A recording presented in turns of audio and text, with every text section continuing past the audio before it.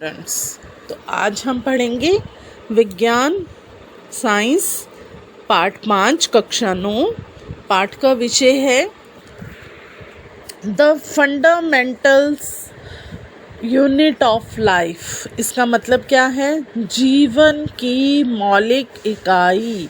तो बच्चों, यह हमारा बायो का चैप्टर है, बायोलॉजी का, जिसमें आप क्या पढ़ेंगे? जीवन की मौलिक इकाई। हमारा जो शरीर है, मानव शरीर, वो छोटी छोटी इकाइयों से मिलकर बना है। जैसे आपके अंदर बहुत सी जो हैं कोशिकाएं हैं, कोशिकाएं जो हैं वो क्या है? हमारे जीवन की एक मूलभूत जो संरचनात्मक इकाई है वो क्या है? कोशिका। तो आपने देखा है कि हमारा जो मानव शरीर है वो कितनी छोटी छोटी चीज़ों से मिलकर बना है। जो सेल्स हैं हमारे, जैसे आप देख सकते हो कि जब एक छोटा बच्चा होता है उसके हाथ पैर कितने छोटे होते हैं और उसमें कितनी सारी कोशिकाएं आपको नज़र आएंगी कि जिस तरह से धीरे धीरे जब बच्चा बड़ा होता है तो मानव शरीर जो है किस तरह से बड़ा होता जाता है। तो वो सब आप आज इस चैप्टर में पढ़ेंगे। तो चैप्टर का नाम क्या है? जीवन की मौलिक इकाई। तो शुरू करते हैं हम। कार्क की पतली काट के अवलोकन पर रॉबर्ट हुक ने पाया कि इनमें अनेक छोटे छोटे प्रकोष्ठ हैं जिसकी संरचना मधुमक्खी के छत्ते जैसी प्रतीत होती है। कॉर्क एक पदार्थ है जो वृक्ष की छाल से प्राप्त होता है। सन 1665 में हुक ने इसे स्वनिर्मित सूक्ष्मदर्शी से देखा था। रॉबर्ट हुक ने इन प्रकोष्ठों को कोशिका कहा। सेल लैटिन भाषा, सेल जो है वो लैटिन शब्द है जिसका अर्थ है छोटा कमरा। तो बच्चों, क्या हुआ? आप अब इस जो ये हमने पढ़ा तो इससे आप क्या समझे? इसमें यह रॉबर्ट हुक ने बताया कि जो कॉर्क है वो किससे पदार्थ हुआ है। कॉर्क जो एक पदार्थ है वो हमें कहाँ से मिला है? वो हमें वृक्ष की छाल से मिला है। और जिसको रॉबर्ट हुक ने क्या है 1665 में सूक्ष्मदर्शी की मदद से देखा। आपने देखा है ना सूक्ष्मदर्शी कैसा यंत्र है जिसमें आप अगर सूक्ष्मदर्शी के अंदर आप किसी भी चीज़ को देखोगे तो उसकी एक एक चीज़ आपको साफ सुथरी नज़र आएगी कि किस तरह से इसके अंदर कितने मोड़ हैं, कितने जोड़ हैं, कितना क्या है। वो सब आप जो है सूक्ष्मदर्शी की मदद से देख सकते हो। तो बच्चों, जैसे अब आपने कभी मधुमक्खी का छत्ता देखा है? अगर आपने पेड़ पर लगे हुए कभी भी अगर मधुमक्खी का छत्ता देखा होगा तो आपने देखा वो किस तरह से जो है मधुमक्खियाँ, कितनी सारी संख्या में मधुमक्खियाँ उस छत्ते पर होती हैं और किस तरह से वो शहद का आपको पता है ना मधुमक्खी के छत्ते से हमें शहद प्राप्त होता है। तो किस तरह से वो अनगिनत संख्या में जो है, क्योंकि आप मधुमक्खी की उस एक छत्ते पर कितनी मधुमक्खी है उनकी संख्या को आप गिन नहीं सकते। क्योंकि कहते हैं ना कि मधुमक्खी के छत्ते को जब छत्ते पे से जब मधुमक्खियों को उड़ाया जाता है तो वहाँ पर उस क्षेत्र को खाली करा लिया जाता है कि ये क्षेत्र पर कोई व्यक्ति ना आए। और जो व्यक्ति उस छत्ते पर आग लगा के उनको उड़ाने की कोशिश करता है उसको भी बहुत सावधानी बरतनी होती है, क्योंकि मधुमक्खी जो है अपने लार्वा से किस तरह से शहद उसमें इकट्ठा करती है। तो अब आपको समझ में आएगा। अब आप देखो कि रॉबर्ट हुक ने जितने भी ये थे इन सबको क्या कहा? प्रकोष्ठों को कोशिका कहा। सेल, कोशिका जो है वो क्या है? लैटिन शब्द है और इसका अर्थ उन्होंने क्या बताया? एक छोटा कमरा। अब जो है उपरोक्त घटना छोटी तथा अर्थहीन लगती हो, लेकिन विज्ञान के इतिहास में यह एक बहुत ही महत्वपूर्ण घटना है। इस प्रकार सबसे पहले हुक ने देखा कि सजीवों में अलग अलग एकक होते हैं इन एककों का वर्णन करने के लिए जीव विज्ञान में कोशिका शब्द का उपयोग आज तक किया जाता है। अब आपने क्या पढ़ा इसमें कि छोटी तथा अर्थहीन लगती है, लेकिन विज्ञान के इतिहास में यह बहुत बड़ी घटना है, क्योंकि क्या है कि पहले सजीवों को अलग अलग उस रूप में देखा था, लेकिन जब आप एककों का वर्णन करोगे तो जीव विज्ञान में जो है कोशिका का उपयोग आज तक किया जाता है। तो अब आप किसके बारे में पढ़ोगे? अब हम पढ़ेंगे कोशिका के विषय में और जानकारी प्राप्त करेंगे। कैसे प्राप्त करोगे आप देखोगे कि सजीव किससे बने होते हैं। अब सबसे पहले आपको ये पता होना चाहिए कि सजीव जो हैं वो किससे बने होते हैं, कैसे बनते हैं। तो अब ये क्रियाकलाप है हमारा 5.1।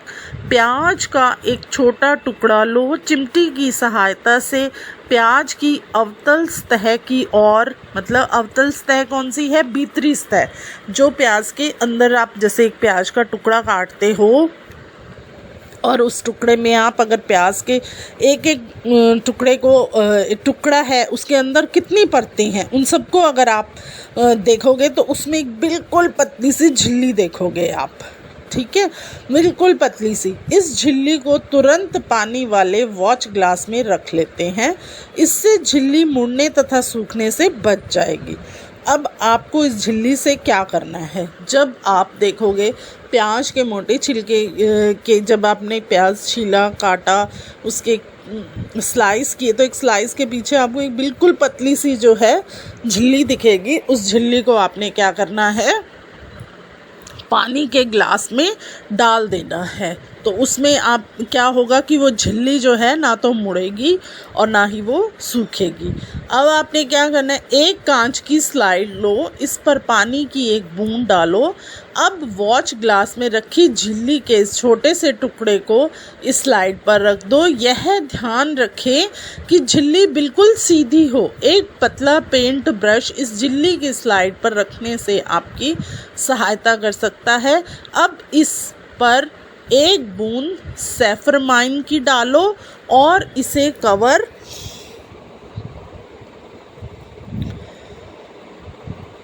स्लिप से ढक दो। कवर स्लिप को सुई की सहायता से इस प्रकार रखें जिससे कि इसमें वायु के बुलबुले न आने पाएं। अपने अध्यापक से सहायता लें कि हमने प्याज की झिल्ली की अस्थायी स्लाइड बनाई है। अब हम इसे पहले कम शक्ति वाले, उसके बाद उच्च शक्ति वाले संयुक्त सूक्ष्मदर्शी से देखते हैं। अब आप एक चित्र देख रहे हो। इस चित्र, ये क्या है? चित्र 5.1 चित्र में यह है चित्र संयुक्त सूक्ष्मदर्शी का चित्र। इसमें आप देख सकते हो कि सूक्ष्मदर्शी किस तरह से बना हुआ है और इसमें कैसे इसका आधार है, फिर इसका दर्पण है, फिर इसमें घूर्णी पेच है, फिर मंच है, फिर इसमें अभिदृश्यक लेंस है, फिर भुजा है, फिर सूक्ष्म संयोजन है, फिर प्रारंभिक समायोजन है, फिर नेत्रिका लेंस है। दूसरी तरफ आप देखोगे देह नलिका, क्लिप, सूक्ष्मदर्शी, स्लाइड, संग्रही। अब आपने क्या करना है? सूक्ष्मदर्शी स्लाइड के ऊपर चीज़ को रखना है और फिर नेत्रिका लेंस से ऊपर, नेत्रिका लेंस देख रहे हो, उसमें से आपने नीचे देखना है। तो आपको क्या दिखाई देगा? आपको दिखाई देगा आपने जो संरचना सूक्ष्मदर्शी द्वारा देख रहे हैं उसको आपने कागज़ पर बनाना है। और जब आप कागज़ पर बनाओगे तो वो प्याज की झिल्ली की कोशिका का यह चित्र नीचे दिया गया है, ये आपको इस तरह से दिखाई देगी। केंद्रक आप इसमें देख रहे हो जो डॉट्स हैं, उसके बाद आप कोशिका देख रहे हो, ठीक है। आपको समझ आया कि जो प्याज की झिल्ली की कोशिकाएं हैं वो इस तरह से आपको दिखाई देंगी। अब हम विभिन्न आकार वाली प्याज की झिल्लियों से अस्थायी स्लाइड बनाएंगे। हम देखते हैं कि हम एक समान संरचनाओं को देखते हैं अथवा भिन्न भिन्न। तो ये संरचनाएं क्या हैं? ये सभी संरचनाएं एक जैसी दिखाई देती हैं। ये सभी जो है मिलकर क्या करती हैं, एक बड़ी संरचना शल्ककंद बनाते हैं, जिसको क्या बोला जाता है, आप लोग जिसको बोलते हो प्यास। तो समझ में आया कि जितनी भी संरचनाएं हैं वो एक सी दिखाई देती हैं, और यह सभी जो है एक बड़ी संरचना का शल्ककंद जिसको बोलते हैं वो बनाते हैं, जिसको आप प्यास भी बोलते हैं। इस क्रियाकलाप से क्या पता चलता है कि विभिन्न आकार के प्याज में सूक्ष्मदर्शी द्वारा देखने पर एक जैसी संरचनाएं दिखाई देती हैं, और प्याज की झिल्ली की कोशिकाएं जो हैं वो क्या होती हैं, एक समान होती हैं, जबकि इसका प्याज के आकार से कोई भी संबंध नहीं होता है। इसका मतलब है कि प्याज अगर आप छोटा साइज़ का ले रहे हो, बड़ा साइज़ का ले रहे हो, किसी भी आकार का ले रहे हो, तो जो जितनी भी उसमें सभी आकार में क्या होगा, प्याज की झिल्ली की कोशिकाएं एक समान ही आपको दिखाई देंगी। तो ये जो आपने छोटी छोटी संरचनाएं जिसको आपने देखा, शल्ककंद प्याज की क्या है, मूलभूत इकाई है। इन संरचनाओं को क्या कहा जाता है, हम कोशिका कहते हैं। न केवल प्याज बल्कि जितने भी जीव जंतु हम अपने आसपास देखते हैं वो क्या हैं, वो सभी ही किससे बनते हैं, कोशिकाओं से बनते हैं। यद्यपि कुछ जीव एक कोशिकी होते हैं, और क्या होता है, आवर्धक लेंस की खोज के बाद सूक्ष्मदर्शी का आविष्कार संभव हो सका। यह पता चला है कि एकमात्र कोशिका स्वयं में ही एक पूर्ण सजीव जैसी अमीबा, कैलिडोनास, पेरिमीशियम तथा बैक्टीरिया हो सकती है। इन सजीवों को एक कोशिकीय जीव कहते हैं। इसके अतिरिक्त बहुकोशिकीय जीवों में क्या होता है, अनेक कोशिकाएं जो हैं समाहित होकर भिन्न कार्यों को संपन्न करने हेतु विभिन्न अंगों का निर्माण करती हैं। इसके बहुत से उदाहरण हैं। वो क्या उदाहरण हैं, जैसे फंजई कवक, पादप तथा जंतु। क्या हम कुछ और एक कोशिकीय जीवों के विषय में पता कर सकते हैं? तो वो अब आप पाठ में देखेंगे। जैसे बच्चों, प्रत्येक बहुकोशिकीय जीव जो है वो एक कोशिकाओं से विकसित हुआ है। कैसे? कोशिकाएं विभाजित होकर अपने ही जैसी कोशिकाएं बनाती हैं। इस प्रकार सभी कोशिकाएं अपनी पूर्ववर्ती कोशिकाओं से उत्पन्न होती हैं। तो समझ में आया आपको ये? इसके बाद आप देखो, कोशिका का सबसे पहला पता रॉबर्ट हुक ने कब लगाया? 1665 में लगाया था। उसने कोशिका की कॉर्क की पतली काट में अनगढ़ सूक्ष्मदर्शी की सहायता से देखा। ल्यूवेनक 1674 ने सबसे पहले उन्नत सूक्ष्मदर्शी से तालाब के जल में स्वतंत्र रूप से जीवित कोशिकाओं का पता लगाया।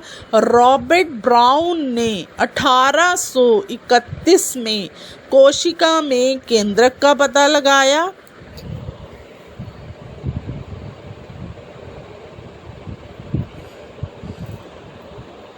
ये आपके लिए जानकारी ज़रूरी है, इसीलिए हम इसको आपको बता रहे हैं।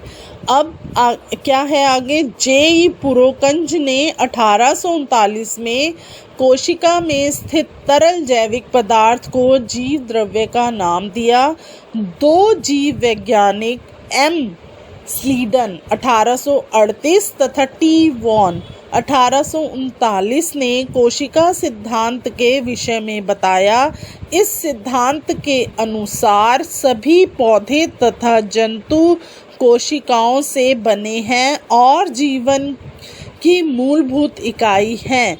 विराचो 1855 ने कोशिका सिद्धांत को और आगे बढ़ाया।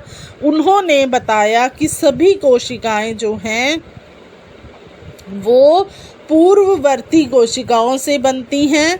1940 में इलेक्ट्रॉन सूक्ष्मदर्शी की खोज के बाद क्या हुआ? कोशिका की जटिल संरचना तथा बहुत से अंगकों को समझाना संभव हो सका। तो अब देखो कितने वैज्ञानिकों ने किस तरह से जो है इन सब के बारे में खोज की।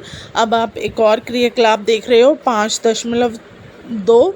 इसमें क्या है, हम पत्ती की झिल्ली, प्याज की मूलाग्र अथवा विभिन्न आकार के प्याज की झिल्ली की अस्थायी स्लाइड बना सकते हैं। और ये आपने जो क्रियाकलाप करने के बाद जो प्रश्नों के उत्तर दीजिए। ये प्रश्न देखिए आप क्या हैं। क्या सभी कोशिकाएं आकार तथा आकृति की दृष्टि से एक जैसी दिखाई देती हैं? क्या सभी कोशिकाओं की संरचना एक जैसी है?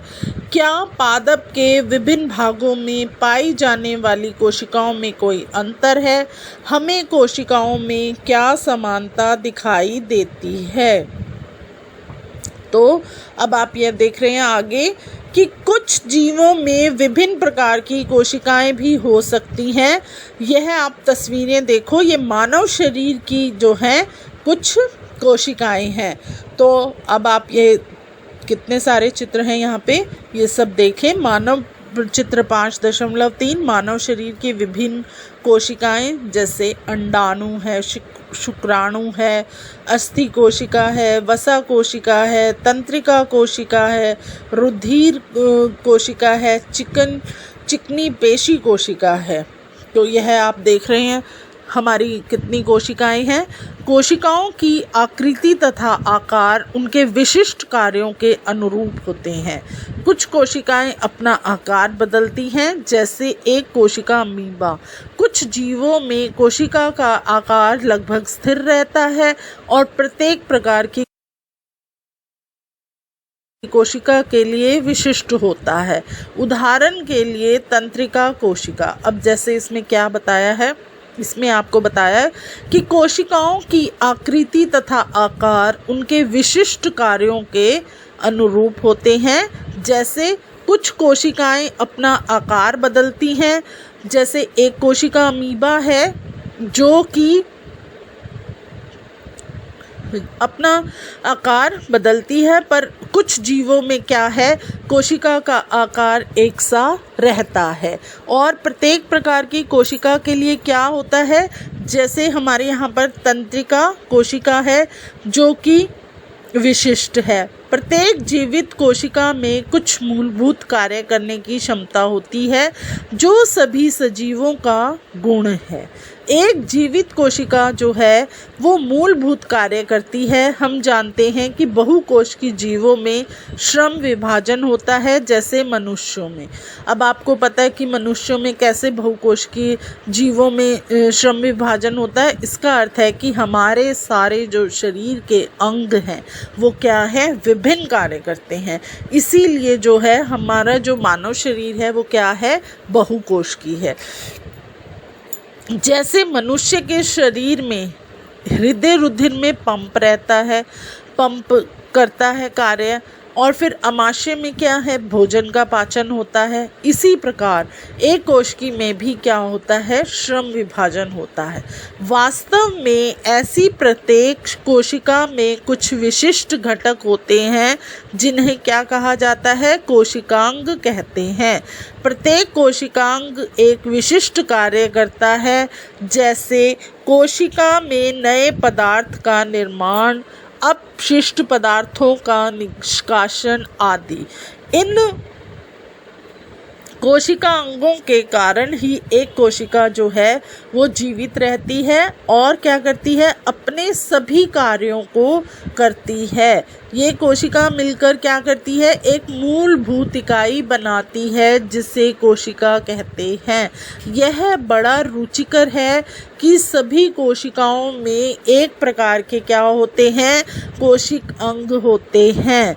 इससे कोई फर्क नहीं पड़ता कि उसके कार्य क्या हैं अथवा वे किस जीव में पाई जाती हैं। अब आपके सामने क्या है, 2 प्रश्न हैं, आपको इन प्रश्नों का उत्तर देना है। पहला प्रश्न है, कोशिका की खोज किसने और कैसे की? तो अब आप इसका उत्तर लिखेंगे। सर्वप्रथम कोशिका की खोज रॉबर्ट हुक ने की थी। उन्होंने कोशिका को कॉर्क की पतली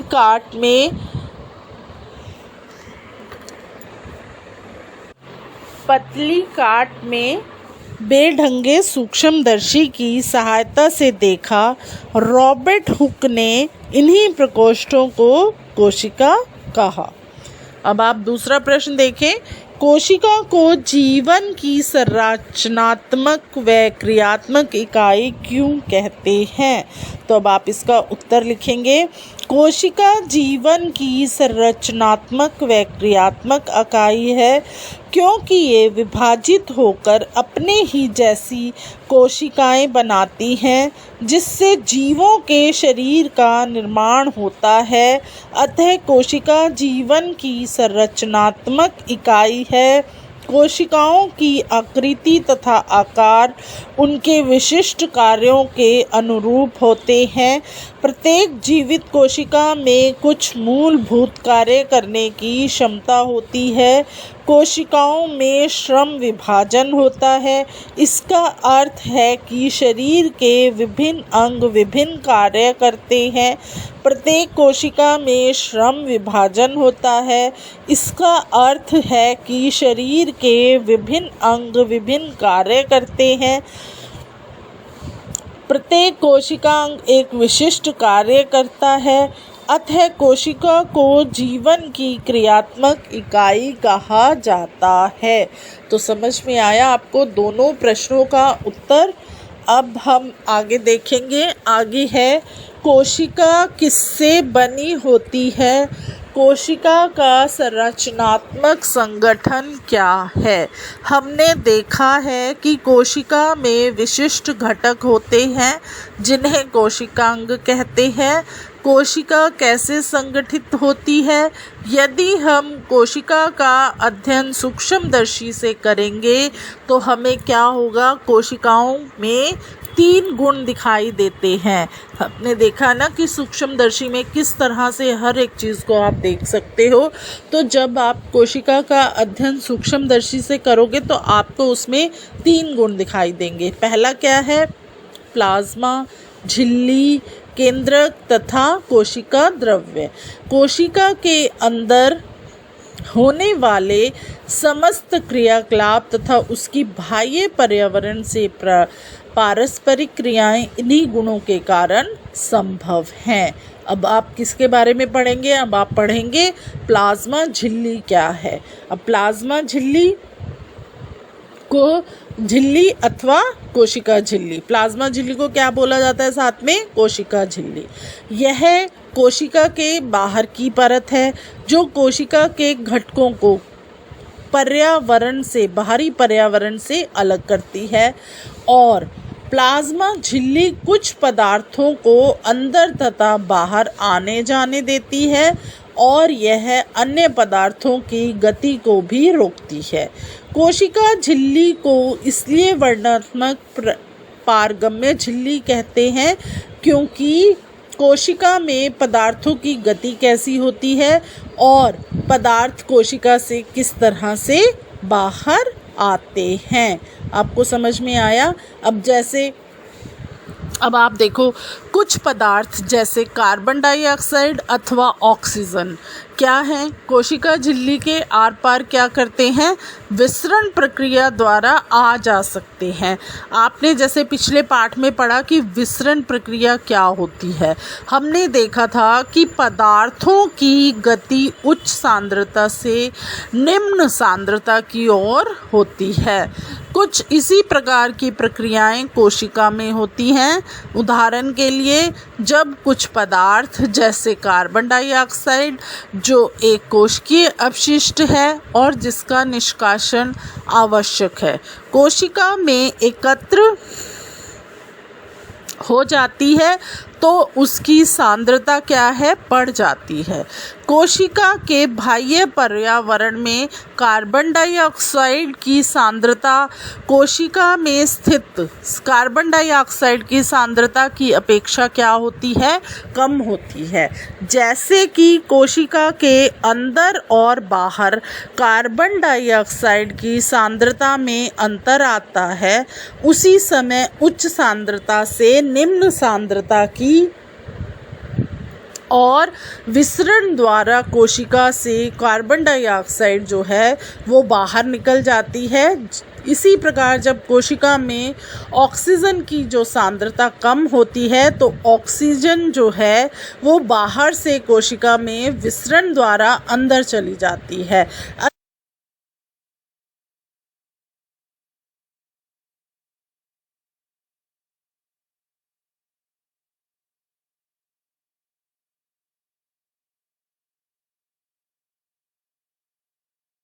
अतः कोशिका तथा बाह्य पर्यावरण में गैसों के आदान प्रदान में विसरण क्या है, एक महत्वपूर्ण भूमिका निभाते हैं। जल भी क्या है, जल भी विसरण के नियमों के अनुकूल ही क्या करता है, व्यवहार करता है। जल के अणुओं की गति जब वर्णात्मक पारगम्य झिल्ली द्वारा हो तो प्रसारण कहते हैं। क्या बोलते हैं, जब जल भी विसरण के नियम के अनुकूल क्या करता है, व्यवहार करता है।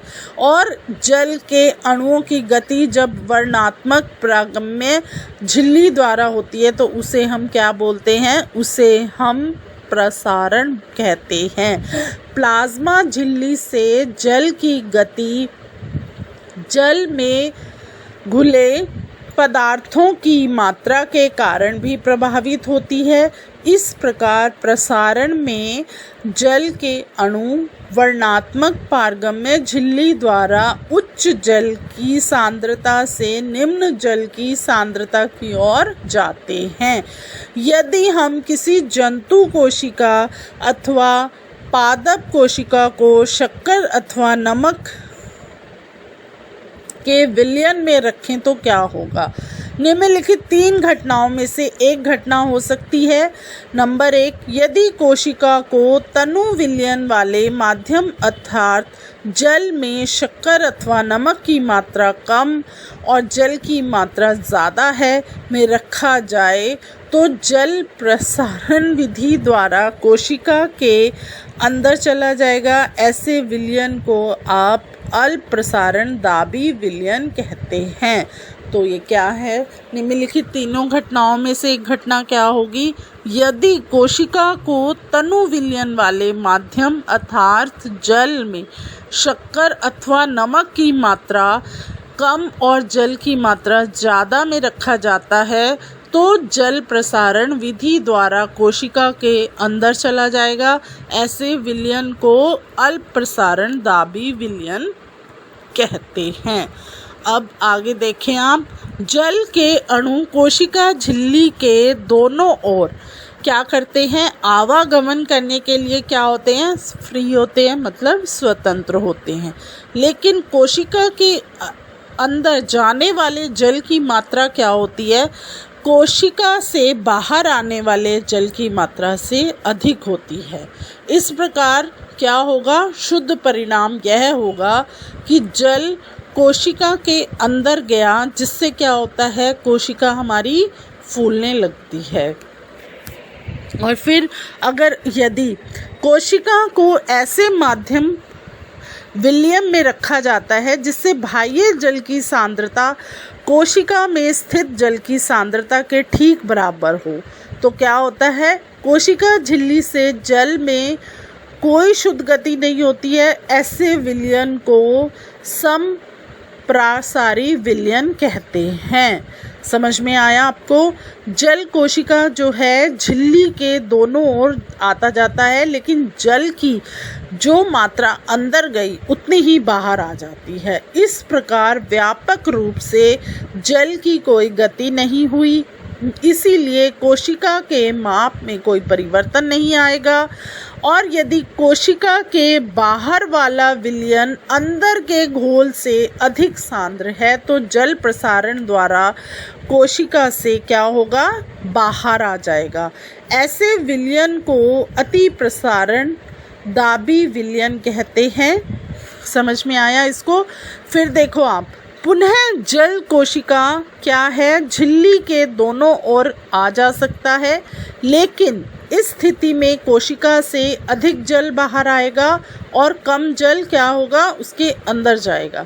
इसीलिए क्या होगा, हमारी कोशिका जो है वो सिकुड़ जाएगी। और प्रसारण इस प्रकार विसरण की एक विशिष्ट विधि है जिसमें वर्णात्मक झिल्ली द्वारा क्या होता है, गति होती है।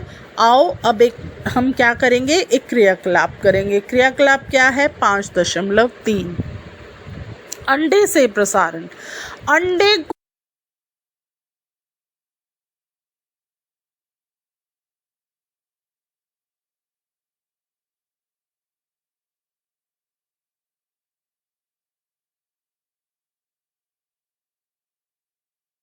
को तनु हाइड्रोक्लोरिक अम्ल में डालकर उसके क्वच को हटाना है। इसका क्वच अधिकांशित कैल्शियम कार्बोनेट से बना होता है।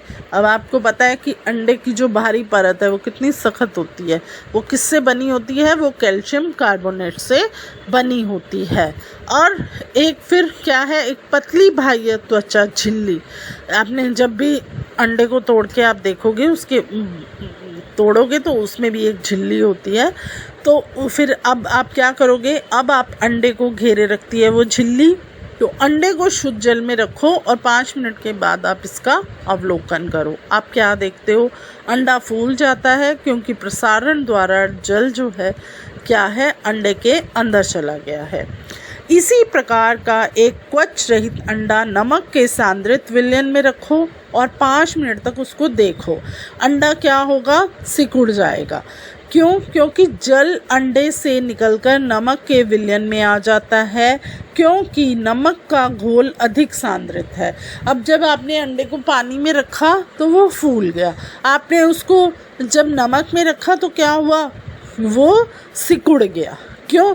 क्योंकि जो नमक है उसने क्या किया, अंडे को के अंदर जो उसका घोल अधिक हो गया नमक का, तो वो उससे क्या हुआ, सांद्रित हुआ। इस प्रकार का एक और आप क्रियाकलाप किसके साथ करोगे, सूखी किशमिश अथवा खुबानी से भी करने का प्रयत्न कर सकते हो। अब आप एक और क्रियाकलाप कर रहे हो, 5.4 सूखी किशमिश अथवा खुबानी को केवल जल में रख दो और उसको कुछ समय के लिए छोड़ दो। फिर आप क्या करोगे, उसके बाद उसे शक्कर अथवा नमक के सांद्रित विलयन में रखो। आप क्या अंतर देखोगे, जब आप उसको पानी में रखोगे, जल में किशमिश को रखोगे तो जल में रहने पर किशमिश क्या होगी, फूल जाएगी। और जब आप उसको नमक और शक्कर में रखोगे तो वो क्या होगा, सिकुड़ जाएगी। तो ऐसा क्यों होता है, क्योंकि एक कोशिकीय अम्लीय जलीय जीवों तथा अधिकांश पादप कोशिकाएं प्रसारण द्वारा जल ग्रहण करते हैं। पौधों के मूल द्वारा जल का अवशोषण प्रसारण ही एक हमारा उदाहरण है। तो क्या है, जैसे आपने पढ़ा ही है आज तक कि जल ही जीवन है, कि जल मिलते ही कोशिका तो वो किशमिश का आकार बदल गया। तो किस तरह से चीज़ों का आकार जल के अंदर बदल जाता है, और वही चीज़ें अगर आप नमक और उसमें रखते हो, शक्कर में, तो किस तरह से आकार में छोटी हो जाती हैं। तो अब आप आगे देखो, इस प्रकार कोशिका के जीवन में विसरण जल तथा गैसों के आदान प्रदान की प्रक्रिया में महत्वपूर्ण भूमिका निभाते हैं। इसके अतिरिक्त विसरण कोशिका को अपने बाहरी पर्यावरण से पोषण ग्रहण करने में क्या होता है, सहायता प्राप्त होती है। कोशिका से विभिन्न अणुओं का अंदर आना और बाहर निकलना भी क्या है, विसरण द्वारा ही होता है। इस प्रकार के परिवहन में ऊर्जा की आवश्यकता होती है। प्लाज्मा झिल्ली लचीली होती है और कार्बनिक अणुओं जैसे लिपिड तथा प्रोटीन से बनी होती है। तो प्लाज्मा झिल्ली की रचना हम केवल इलेक्ट्रॉन सूक्ष्मदर्शी में देख सकते हैं। कोशिका झिल्ली का लचीलापन एक कोशिका जीवों में कोशिका के बाह्य पर्यावरण से अपना भोजन और क्या है अन्य पदार्थ ग्रहण करने में सहायता करता है।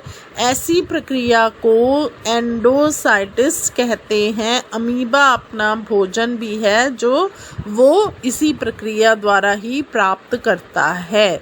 अब आप एक और क्रियाकलाप है, विद्यालय के पुस्तकालय अथवा इंटरनेट से इलेक्ट्रॉन सूक्ष्मदर्शी के विषय से प्राप्त करें और अपने अध्यापक के साथ चर्चा करें। अब क्या है, इसमें 2 प्रश्न फिर हैं, आपको इन प्रश्नों का उत्तर देना है। कार्बन डाइऑक्साइड CO2 तथा पानी जैसे पदार्थ कोशिका से कैसे अंदर तथा बाहर जाते हैं, इस पर चर्चा करें। तो अब आप इस पर क्या चर्चा करेंगे, आप इसका उत्तर लिखेंगे। कार्बन डाइऑक्साइड CO2 तथा पानी जैसे पदार्थ कोशिका झिल्ली के आर पार विसरण प्रक्रिया द्वारा आ जा सकते हैं, जबकि कार्बन डाइऑक्साइड एक अपशिष्ट है और इसका निष्कासन आवश्यक है। की सांद्रता कोशिका में बढ़ जाती है तो उच्च सांद्रता से निम्न सांद्रता की ओर विसरण द्वारा CO2 बाहर निकल जाती है। जल भी विसरण के नियमों के अनुकूल व्यवहार करता है। जल के अणुओं की गति जब वर्णात्मक प्रागम्य झिल्ली द्वारा हो तो उसे प्रसारण कहते हैं। इस प्रकार प्रसारण में जल के अणु वर्णात्मक प्रागम्य झिल्ली द्वारा उच्च जल की सांद्रता से निम्न जल की सांद्रता की ओर जाते हैं। तो बच्चों, ये आपका पहला प्रश्न था, इसका उत्तर हमने आपको लिखवाया। अब आप दूसरा प्रश्न देखें। प्लाज्मा झिल्ली को वर्णात्मक पारगम्य झिल्ली क्यों कहते हैं? इसका उत्तर है, प्लाज्मा झिल्ली कोशिका के घटकों को बाह्य पर्यावरण से अलग करती है। प्लाज्मा झिल्ली कुछ पदार्थों को अंदर तथा बाहर आने जाने देती है। यह अन्य पदार्थों की गति को भी रोकती है।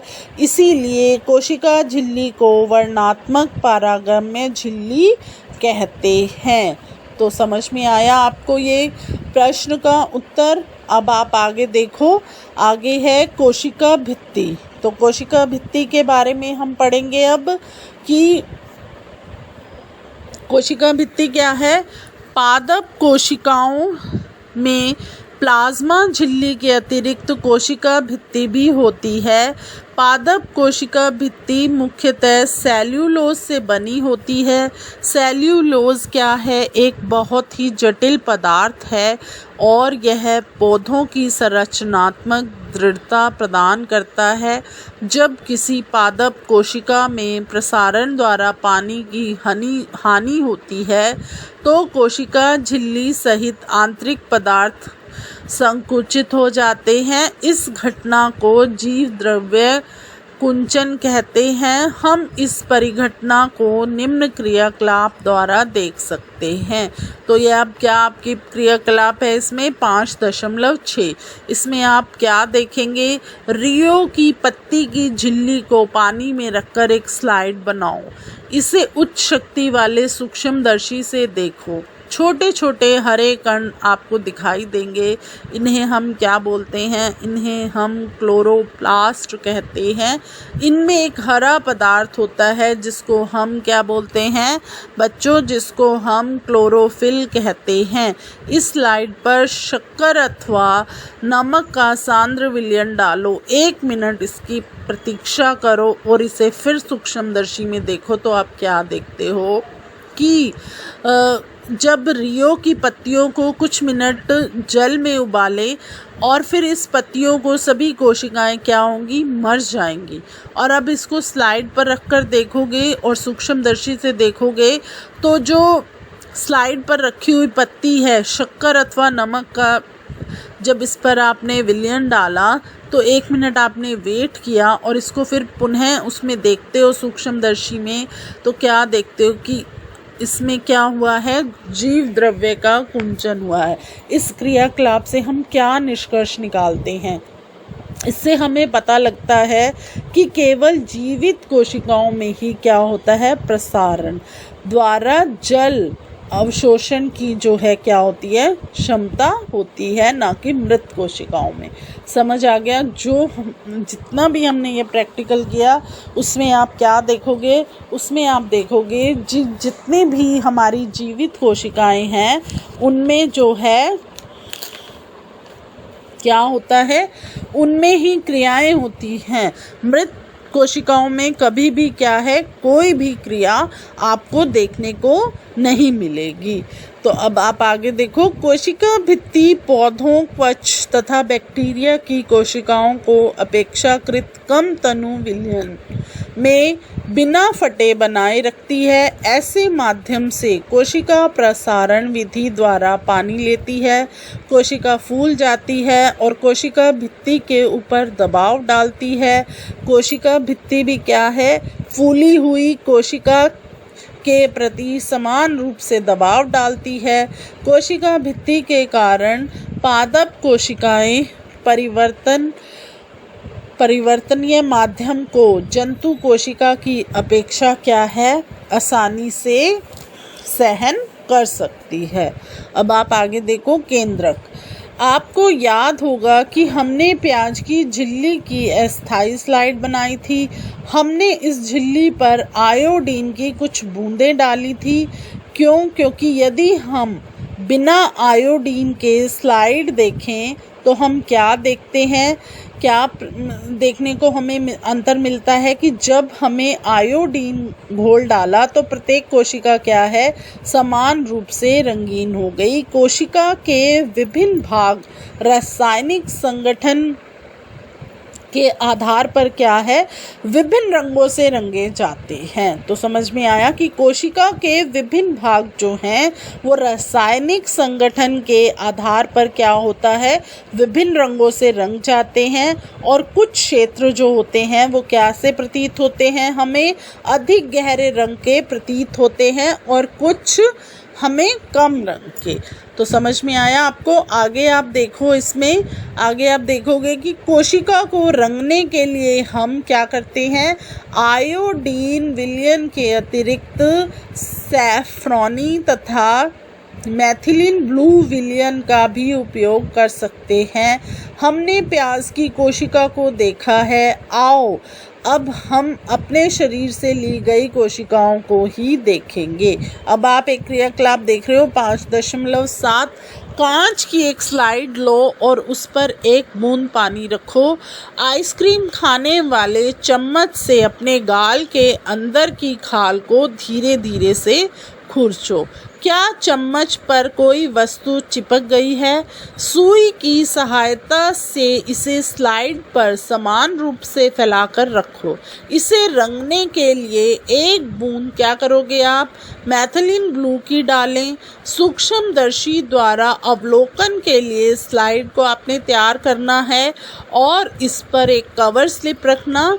हमको नहीं भूलना है। आप क्या देखोगे, हम कोशिकाओं की आकृति कैसी है हम ये देखेंगे। और आप बच्चों क्या देखोगे, आप देखोगे कि इस आकृति को एक कागज़ पर आप कैसे बनाओगे। क्या आप कोशिका के मध्य में एक गहरे रंग वाली गोलाकार अथवा अंडाकार डॉट की तरह की ही संरचना देख रहे हैं? इस संरचना को हम क्या बोलते हैं, केंद्रक कहते हैं। क्या इसी प्रकार की संरचना हमें कहाँ देखने को मिलेगी, प्याज की झिल्ली में भी आपको देखने को मिलेगी। और फिर क्या है, केंद्रक के चारों ओर दोहरे परत का एक स्तर क्या होता है, जिसे हम क्या बोलते हैं, केंद्रक झिल्ली कहते हैं। केंद्रक झिल्ली में छोटे छोटे क्या होते हैं, छेद होते हैं। इन छेदों के द्वारा केंद्रक के अंदर का कोशिका द्रव जो है वो क्या है, केंद्रक के बाहर जा पाता है। और कोशिका द्रव के विषय में हम क्या अनुभाग लगाते हैं, ये आप देखोगे और पढ़ोगे। 5.2.4 में आप इसको पढ़ोगे। केंद्रक में जो क्रोमोसोम होते हैं, जो कोशिका विभाजन के समय छड़ाकार दिखाई देते हैं, क्रोमोसोम में आनुवांशिक गुणों की जो सूचना होती है वो माता पिता से डीएनए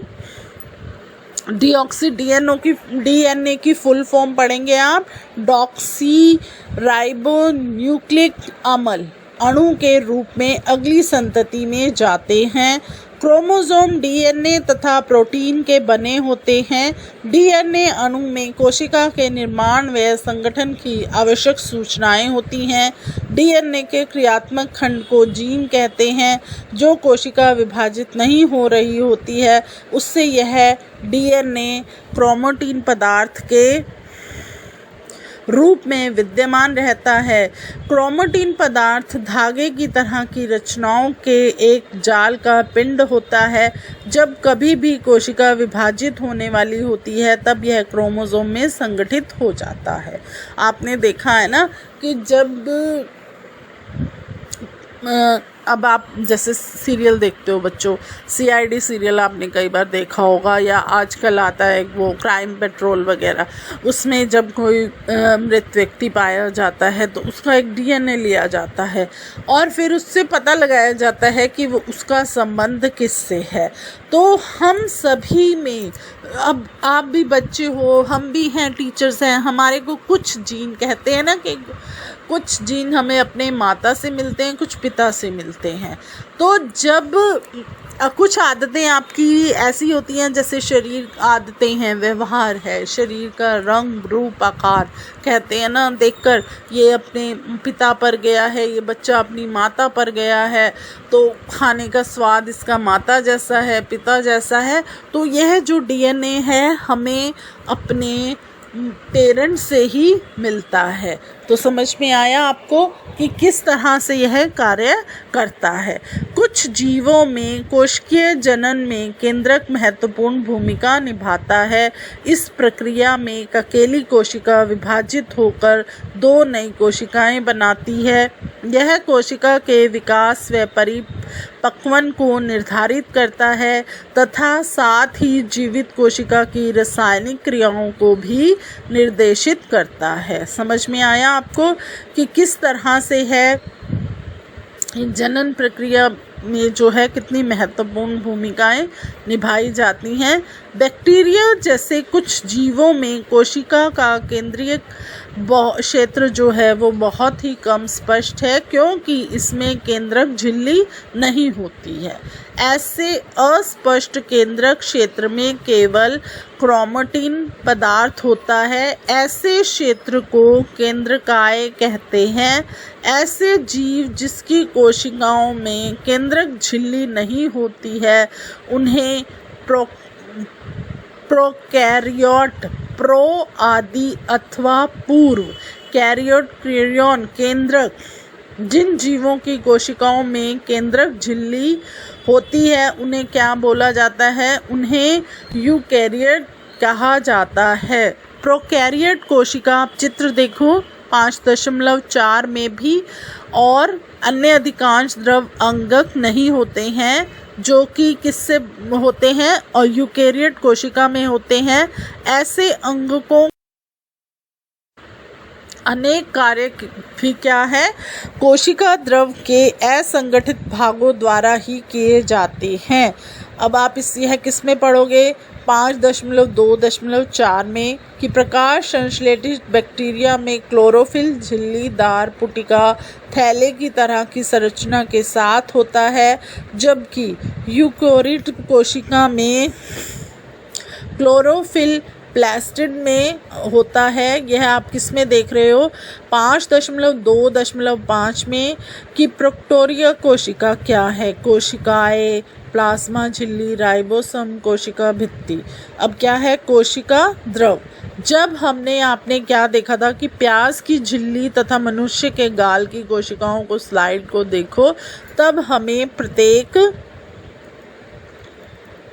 कोशिका में एक बड़ा क्षेत्र देखा जो कोशिका झिल्ली से क्या है? घिरा हुआ था।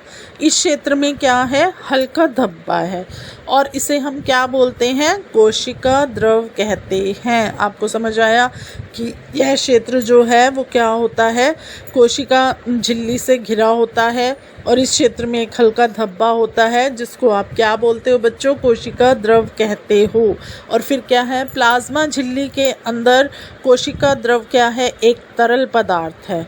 इसमें बहुत से विशिष्ट कोशिका के क्या होते हैं, घटक होते हैं, जिन्हें कोशिका के अंगक कहते हैं। प्रत्येक अंगक क्या है, कोशिका के लिए क्या करता है, एक विशिष्ट कार्य करता है। आप इसको अच्छे से समझो कि कोशिका का कितना हमारे यहाँ पर महत्वपूर्ण है। कोशिका द्रव तथा केंद्रक क्या है, दोनों मिलकर किसका निर्माण करते हैं, जीव द्रव का। कोशिका अंगक झिल्ली युक्त होते हैं। प्रोकैरियोट कोशिका में क्या है, वास्तविक केंद्रक के अतिरिक्त झिल्ली युक्त अंगक भी नहीं होते हैं, जबकि अभी आपको बताया था हमने यूकेरियोट कोशिकाओं में क्या है, केंद्रक झिल्ली तथा झिल्ली युक्त अंगक होते हैं। झिल्ली की सार्थकता क्या है, एक वायरस के उदाहरण से स्पष्ट कर सकते हैं। वायरस में किसी भी प्रकार की झिल्ली नहीं होती है, इसीलिए इसमें जीवन के गुण तब तक लक्षित नहीं होते जब तक कि यह किसी सजीव के शरीर में प्रविष्ट करके कोशिका की मशीनरी का उपयोग कर अपना क्या कर लेता है, बहुगुणन नहीं कर लेता है। तो समझ में आया कि किस तरह से जो है ये कितने गुना हो जाते हैं। अब आपके यहाँ पर फिर प्रश्न दिए गए हैं। क्या अब आप निम्नलिखित तालिका में दिए गए रिक्त स्थान भर सकते हैं जिससे कि प्रोकैरियोट और यूकेरियोट कोशिकाओं में आप अंतर स्पष्ट करें। तो पहला है आपका आकार प्राय छोटा 1-10 UM, फिर है 1 UM = 10-6 M। केंद्रीय क्षेत्र, इसका आप उत्तर लिखें, केंद्रकीय क्षेत्र। केंद्रकीय क्षेत्र बहुत कम स्पष्ट होता है। अस्पष्ट केंद्रक क्षेत्र में केवल क्रोमैटिन पदार्थ होता है और उसे केंद्रकाय कहते हैं। अब आप तीसरा देख रहे हैं, क्रोमोसोम 1, तो ये ऐसे ही आएगा। फिर आप नंबर 4 पर देखेंगे, झिल्ली युक्त कोशिका अंगक अनुपस्थित, ये ऐसे ही रहेगा। अब आप दूसरी तरफ देखें, यूकेरियोट कोशिका आकार प्राय बड़ा 5-100 UM।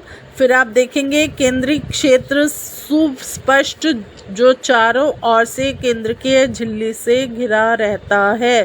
फिर नंबर 3 पर आप देखो, क्रोमोसोम 1 से अधिक। फिर नंबर 4 आपको खाली स्थान है, तो इसमें आप क्या लिखेंगे, इसमें आप लिखेंगे झिल्ली युक्त कोशिका अंगक उपस्थित होते हैं। तो आपको ये समझ में आए। अब आप पढ़ेंगे किसके बारे में, कोशिका अंगक क्या हैं। प्रत्येक कोशिका के चारों ओर अपनी झिल्ली होती है जिससे कि उसमें उपस्थित बाह्य जो जिसमें क्या होता है उसमें स्थित जो पदार्थ हैं वो क्या होते हैं, बाह्य पर्यावरण से अलग रहें। और बड़ी तथा जटिल कोशिकाएं जिसमें बहु कोशिकाओं की जीवों की जो कोशिकाएं भी हैं शामिल होती हैं, वो क्या करते हैं, उपचयी क्रियाओं की बहुत ही आवश्यकता होती है जिससे वे क्या करते हैं, जटिल संरचना तथा कार्य को सहारा दे सकें। इन विभिन्न प्रकार की उपचयी क्रियाओं को अलग रखने के लिए ये कोशिकाएं झिल्ली युक्त छोटी छोटी संरचनाओं का उपयोग करती हैं।